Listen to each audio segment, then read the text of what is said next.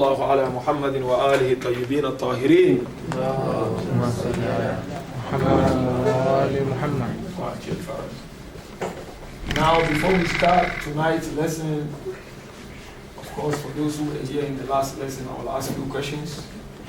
Then, inshallah, we continue. And as I said, you need to have an exercise book and a pen. Then you record whatever we discuss. If you take it back home, you revise it again, inshallah. If you remember very well, we were discussing about the manners of approaching the Holy Quran. If you remember very well, there are certain codes of conduct that has to be observed before you start reciting Quran or reading Quran. And I emphasize on that night that our recitation of Quran must be very strong. As a Muslim, as a believer, it is not an excuse to say, I don't know how to recite Quran. Yes. And Quran urges us to recite it the way it was revealed unto our beloved Prophet. Quran said, وَرَتِّلِ الْقُرْآنَ تَرْتِيلًا. Recite it properly. So therefore, as a Muslim, as a believer, don't allow a day to pass without opening the Holy Quran. But unfortunately today we have a lot of Muslims, they don't open Quran, they only open Quran in the holy month of Ramadan.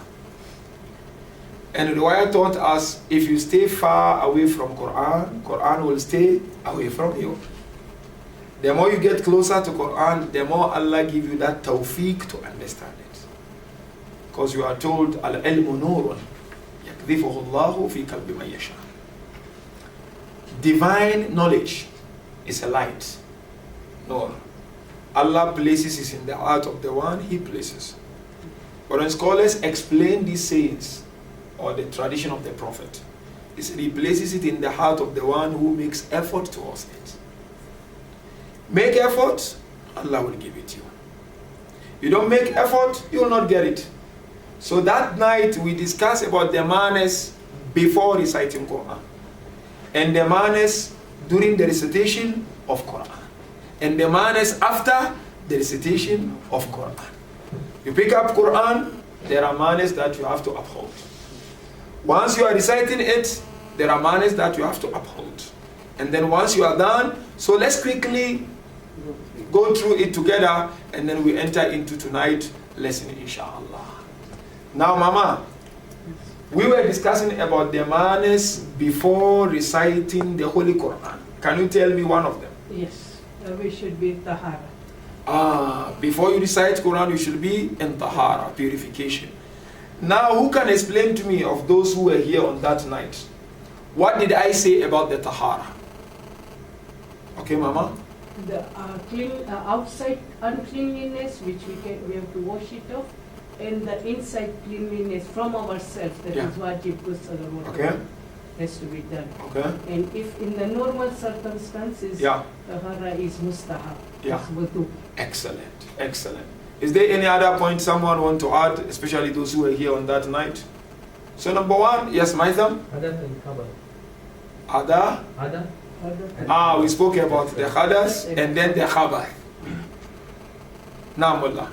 Humility during while reciting Quran. Excellent. The second point, humility during the recitation of the Quran. Quran is not just any other book. Quran wants you to humble yourself when you recite it. Once you humble yourself, Allah will open your heart and it will enter into your heart.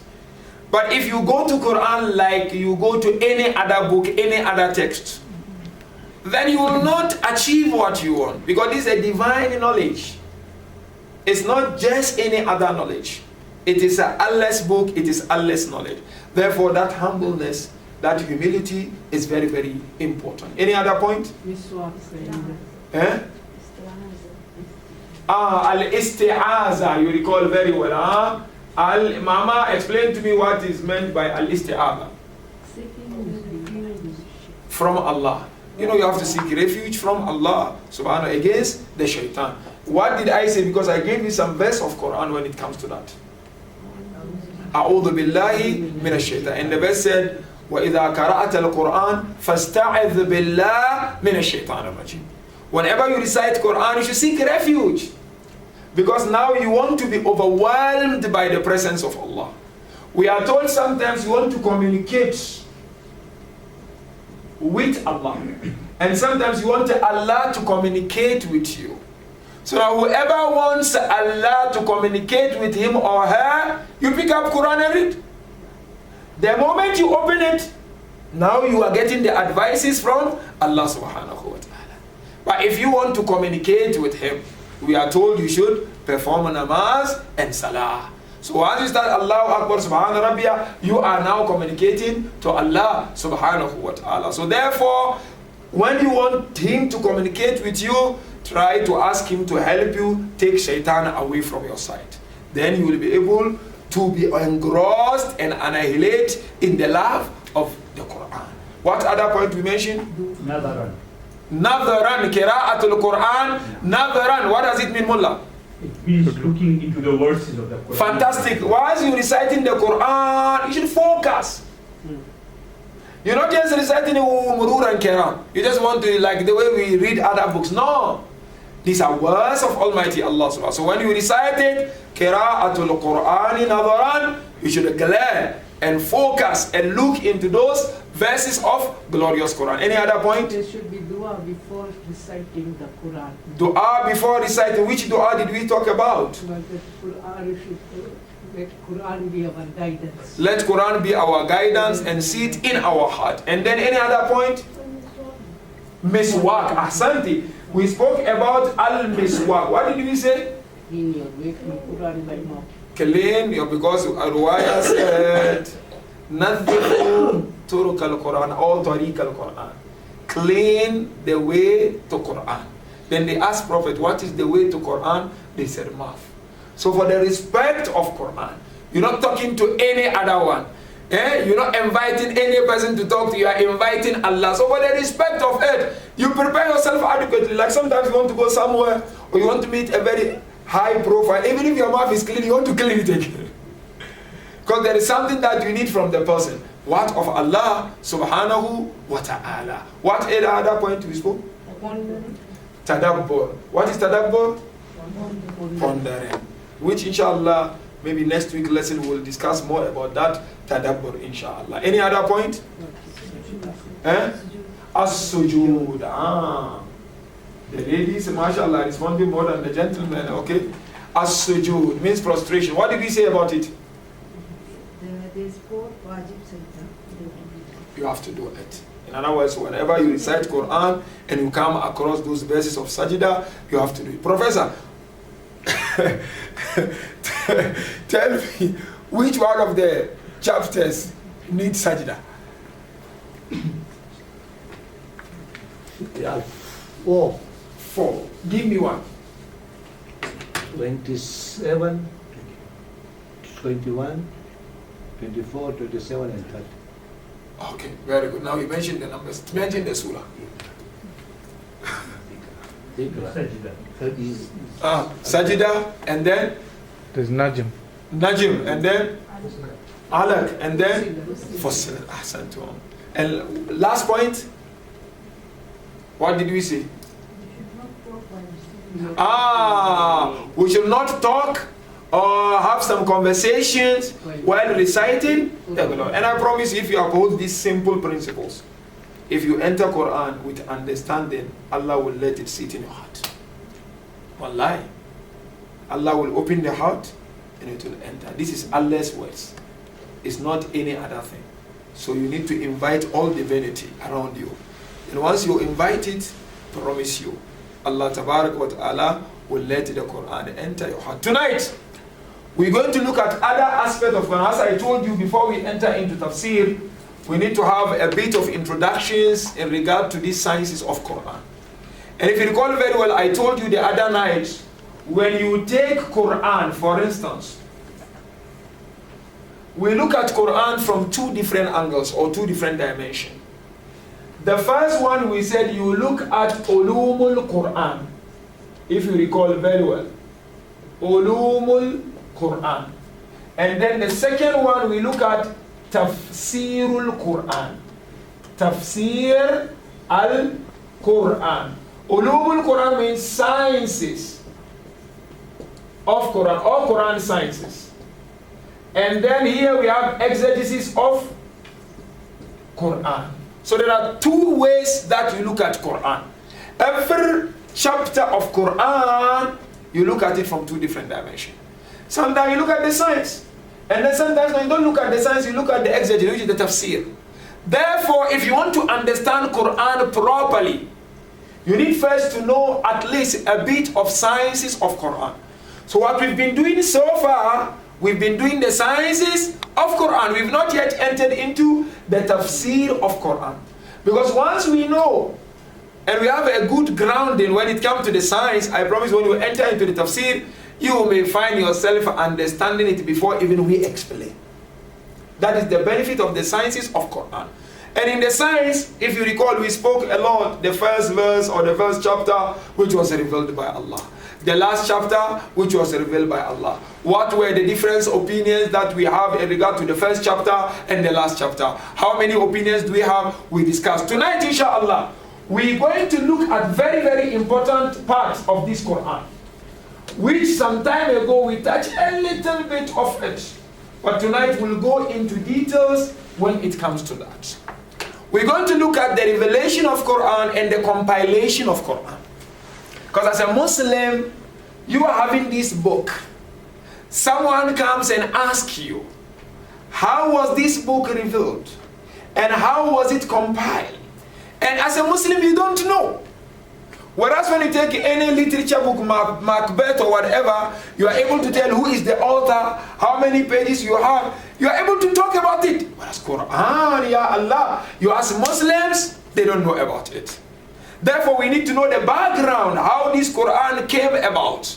How beloved Prophet structured the Quran and taught companions the Quran. Once we know that, then we enter the meanings become so easy. So we're going to look at revelation of Quran and compilation. These are two things. Nuzul al-Quran wa Jam' al-Quran. Now, who can tell me, what do you know about the revelation of Quran? Because I kind of discussed it a little bit. Mama, can you tell me something? This was gradual revelation. And then also the whole Quran came on the night of Qadr. Okay. Good. Is there any other point? Who can tell me any other point about the revelation of Quran? Okay, Mama. When it was revealed, the whole of Quran, it was kind of just the basic one, but the gradual was more in detail. Okay. Look, when it comes to the revelation, there are two realities here. Sometimes you read Quran. I want to give you an example, then out of those examples, we can take the study further. You go to chapter Baqarah, verse 185. Baqarah 185. And then another verse, I will explain. I just want to list the verses and then we go through them. Another verse, you go to chapter Dukhan, verse 3. And then you go to chapter Qadr, verse 1. These are one set of verses talking about one thing. No contradiction whatsoever. Just talking about one thing. And then you have another set of verses. This is set 1, and then you have set 2. I give one example. You go to chapter Isra. Israel, verse 106. This all when you go back home, you refer to those verses, inshallah. But you must take note of them. When you look at this verse, the first one, Allah says, شهر رمضان الذي أنزل فيه القرآن. Yani the month of Ramadan is within which Allah revealed. Allah revealed the Quran. This Allah mentioned specifically says Shahru Ramadan. Now you come to Dukhan. Allah said, Inna anzalnahu fi laylatin mubarakah. We revealed it in a blessed night. So he's talking about the same thing. Shahr Ramadan, Laylatul Mubarakah. That blessed night, Allah is referring to the night of Qadr. And then the last one, chapter Qadr, Inna anzalnahu fi Laylatul Qadr. We revealed it in the night of Qadr. So when you look at all these three verses, they are talking about the same thing. But now when you come to chapter Isra 106, Allah now, what did he say? About gradual. About gradual. What does the verse say? Who can tell me the verse? Allah Tabaraka wa Ta'ala, in this particular verse, he's saying, we have gradually revealed this verse and we made it in sessions. So here in this first group, I want you to take note of this point. Allah is using the word anzalnahu. Anzalnahu. And then in this second group, very good, Mama. Allah is talking about tanzilun. Tanzilun. So here, when ulama look at these two set of verses, they said now revelation are of two types. We have gradual revelation and you have once of revelation. Gradual revelation of Quran and once of revelation of Quran. They said the word anzalnahu goes along with once of revelation. And the word tanzil goes along with gradual revelation. Therefore, if Allah says, we have revealed it in the holy month, in the holy night of Qadr, Allah is saying the whole Quran from Fatiha to Nas was given to Prophet Muhammad in the night of Qadr. Hold. But now this gradual, no.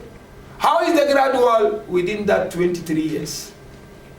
Something will happen, then it will bring peace to him. Something will happen, it will bring peace to him. This is what they call gradual revelation. So gradual revelation took place within 23 years of the message or the prophethood of our beloved Prophet alayhi salatu wasalam. So when the Quran is revealed in the month of Ramadan, it's revealed in the month of Ramadan, but everything was given to Prophet in the holy month of Ramadan. But there is another reality when it comes to this. Some ulama don't agree to this point. This for the sake of your information. The one who built on this point is Allama Tabatabai. You know Tabatabai? Tabatabai is got one of the best tafsir in the world. So not only shall we call Mizan.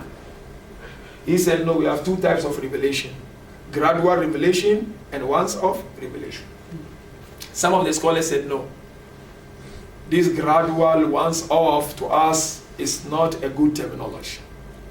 They said we have two types of revelation. Two types. They said revelation, two types. The one they call it wahi. I want you to write it like this. Wahi, then I'll explain to you. And then the second one they call, this is very, very important. You must take note of them. It will give you a good understanding of Quran. And then we have ilhami. Ilhami. Wahi is the same word like revelation. And then we have ilhami. So here these scholars, but to me it looks like the same thing. When I explain to you, you'll understand whether they are the same or they are adding something new. Now the wahi and ilhami. They said, what is this wahi revelation? They said the wahi revelation is what happened within a period of 23 years. But how? How? That's the most important. They said this wahi revelation, it happens within the period of 23, and it has 3 features. 3 features. So I want you to write the features. Why happened within 23 years? Yes. But it has 3 features. The first feature, 1, is in detailed. And all the verses of Quran we can prove to this. It's detailed. Within that 23 years, whatever Allah revealed to him, he made sure it was in detail. And then number 2 features is in Arabic language.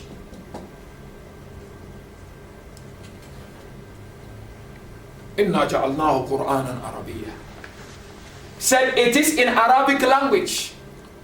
And number 3, when it becomes Furqan, means separate between the right and the wrong. So there are 3 features for Wahy revelation which occurred and happened within 23 years of the prophethood of our beloved prophet, peace be upon his family. Number 1, it is in detail. Number 2, it is in Arabic language. And number 3, it is Furqan. It means it's separate between the right and wrong. Therefore they said when it comes to ilham is not like that. Ilham is inspiration. They said Allah from the beginning, He inspired our prophet with the realities of Quran, without detail and without being in Arabic language and without separating right and wrong for people, only for Prophet alayhi salatu wasalam. So therefore here the ilhami, Allah just inspired him in the night of Qadr. But there was no any detail. He just gave me, like for instance, I come to you, I want to teach you something, I just give you general understanding of that thing. I don't give you the detail. It's like you want to give a lecture on a subject, I just give you the framework. They said on the night of Qadr, Allah just gave Prophet Muhammad the framework of Quran. Then slowly, so that framework was not in any language, they said it's in the language of Allah, how Allah communicated with our beloved Prophet alayhi salatu. So these are the 2 differences. Here, inspiration, but there, 2 wide, 2 details. And when it came to us, then it came in the Arabic language because Allah had to choose one language for us to be able to understand. So therefore, if I look at it, I say, Yallah. The same thing, this is once off and this is gradual. Although, scholars, they argue amongst themselves. This one said, I'm right, this one said, yes, Habibi. Those scholars who believe in Ilham, yeah. What is their views on Lawh al-Mahfuz? Lawh al-Mahfuz, yes, they believe in that. Yes, they said, yeah, they said they take everything from Lawh al-Mahfuz and place it in the heart of Rasulullah. He gave everything to him, but no details. Rasulullah had the framework of everything there. But detail, not yet. Detail only when he started his mission. And their reason, they've got very powerful reason, because they said, look, some of the verses of the Quran only happen when certain things happen in life. So how on earth he told him about Allah, that woman who was complaining about her husband, about the divorce. Did it happen before Allah told the Prophet? Or no, the verse was revealed after it happened. So they said he only gave him a framework. Then detail come after the occurrences of some event, something will happen, Badr will happen, then he will tell him. This will happen, then he will give him the details, yes. They have mentioned in Muharram, we had this discussion where they said that the whole Quran was transfused into the heart of the Prophet before Laylatul Qadr happened. Yeah. So where does that fall into this as a revelation? That one, there are few scholars, very handful, who are of that view. But all our interpreters of the Quran, they are of these 2 views. Their view is there, but the view doesn't hold a lot of water. There are no point to prove to those views in most of the verses of the Quran. But these 2, especially the first one, well, be 60-70% of the Shia scholars are on that. I'm talking of the great scholars of Shias. This first one, gradual, but to me, when I look there's no much difference, between No, me, I don't see any difference, really. Although the verses, the way they use is, but personally, I don't see any difference. So what we need to understand, all of us, is that this book of ours, we have 2 types of revelation. We have gradual revelation, we have once-off revelation. So when they give us the Fada'il, the Fadila of Quran being revealed in the night of Qadr, we are talking about once-off revelation. And then the 23 years, it continues. Now, let's go forward a little bit before we close. If you have any question on this, you can ask. So the word anzalna, the word tanzil, you need to be able to differentiate it and all those things. Now, you come to the compilation of Quran. It's a very, very important subject when it comes to the sciences of Quran. And then we have a lot of differences between us and the followers of the Sunni madhab when it comes to that. Now you see, number one, we look at the author of Quran. It's very easy. Author of the Quran. Without any debate between any Muslim or who, the author of Quran is Allah subhanahu wa ta'ala. Isn't it? But Allah, what did He do? He revealed Quran to Prophet Muhammad in the last 23 years of his life. The last 23 years was the period of Quranic revelation. So He revealed the Prophet in the last, it's just an introduction before we enter, in the last 23 years of his life. That is the life of the Prophet alayhi salatu wassalam. And this Quran consists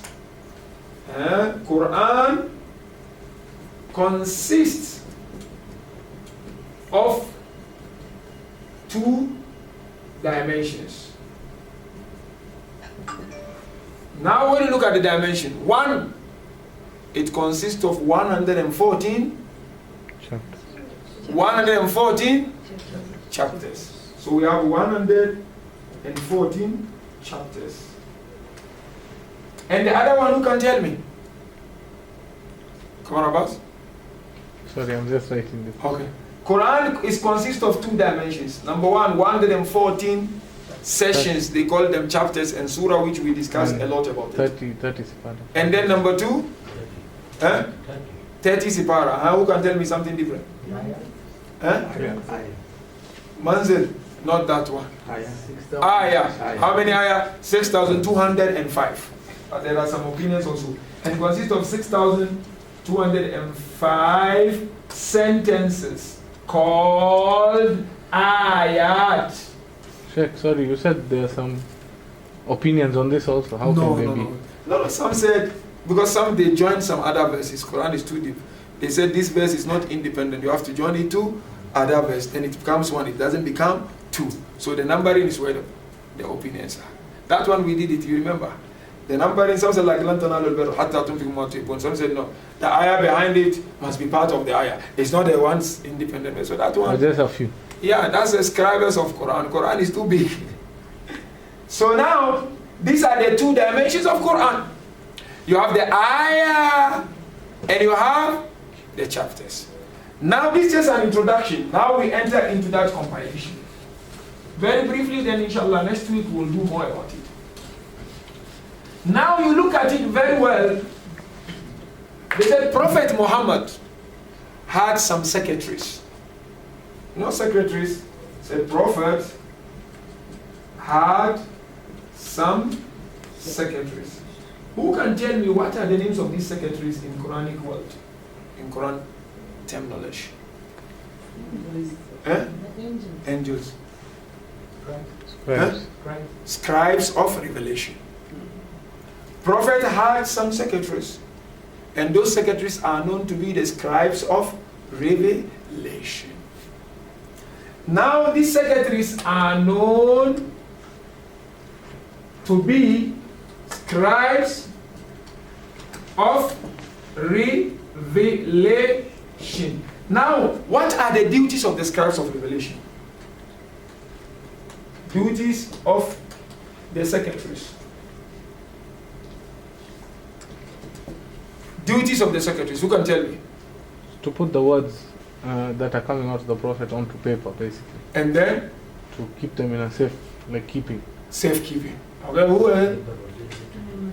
To memorize. Was there any paper at that time?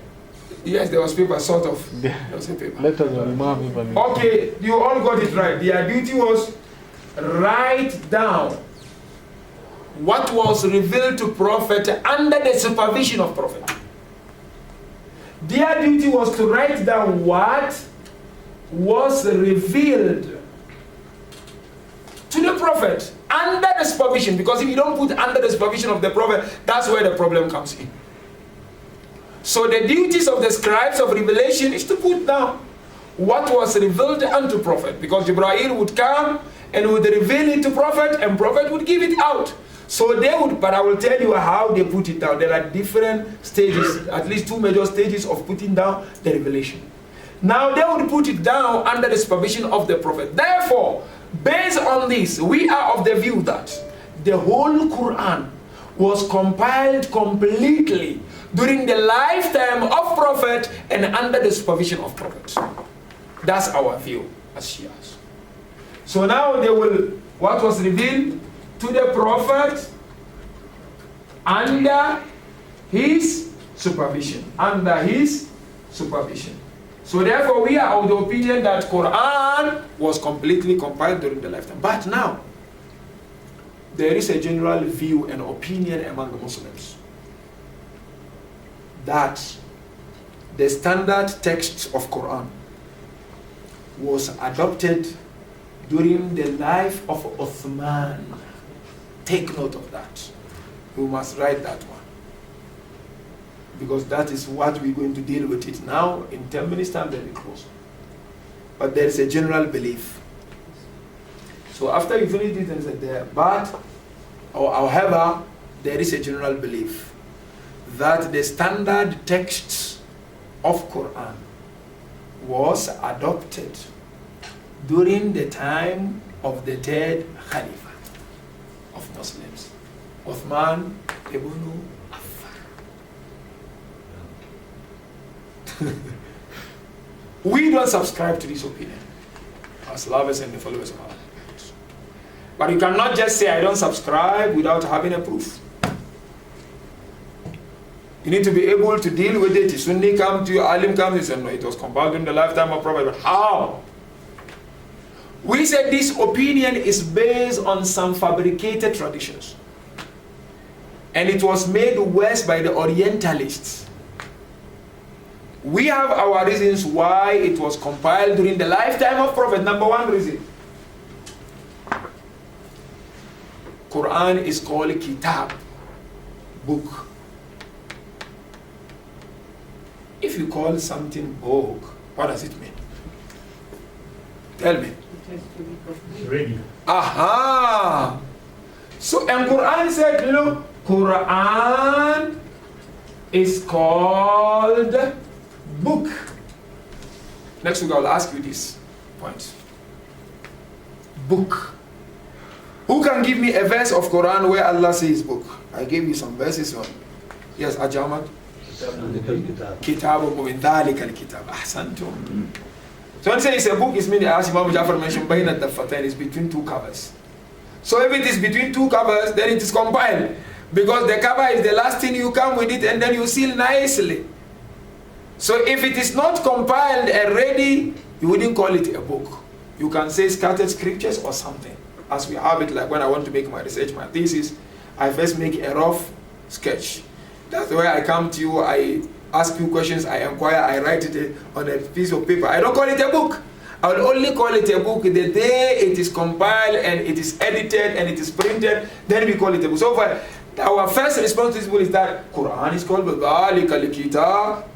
Kitabum Mubin. It's called a book. It means it is compiled. That's number one. Number two reason, the first chapter, I'm not talking in terms of revelation, of the Quran is called Fatiha. The first chapter is called Fatiha. What is Fatiha? Opener. So if it is the opener, there is the ending. So if it is not like compiled during the time of the Prophet, how on earth the first one, which is placed as the first chapter, is called Fatiha? Therefore, it was compiled to open up with everything with it. So therefore, we said it is called Fatiha. In our case, to say that, look, Quran was compiled during the lifetime of Prophet ﷺ.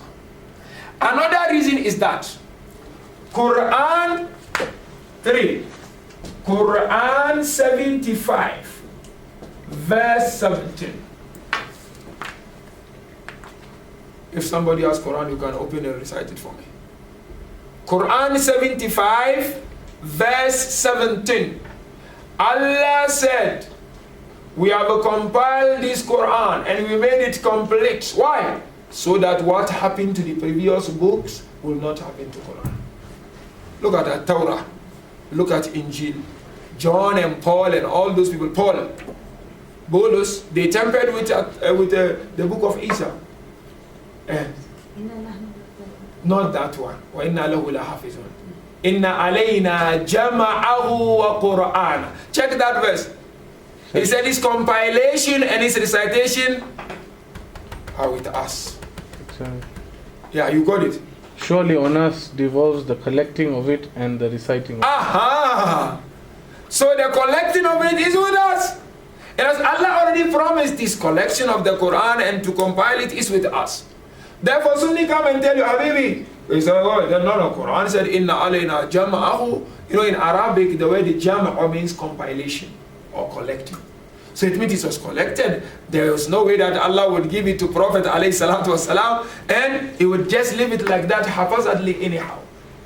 And the fourth one, which of course has to do more with Shi'as, but we have a riwayah even from the books of our beloved Ahli Sunnah brothers and sisters, that in many traditions, Rasulullah sallallahu alayhi wa sallam said to Amir al-Mu'minin Ali ibn Abi Talib, go and collect those texts that are written on the plants, you know, these leaves and the plants. Riwayah said, go and collect all of them, those who are written on the plant and the papers, and put them on a cloth and seal them. We have a riwayah like that, even from the Sunnis, and seal them. Therefore, we are of the view that the master of the compilation of the Quran was Amir al-Mu'minin through the order and the supervision of our beloved Prophet. But inshallah, next we will look at who compiled the Quran. But now the question comes, what is it that Uthman did? He burned all the Quran. I think people from foreign, they were reciting because there were no harakats, Okay. so they were not reciting properly. Fantastic. You know what Uthman did? He contributed, no doubt. I'm sure you got all the 4 points which I mentioned. The fourth one is the hadith that Prophet told Amir. You know what Uthman did? Uthman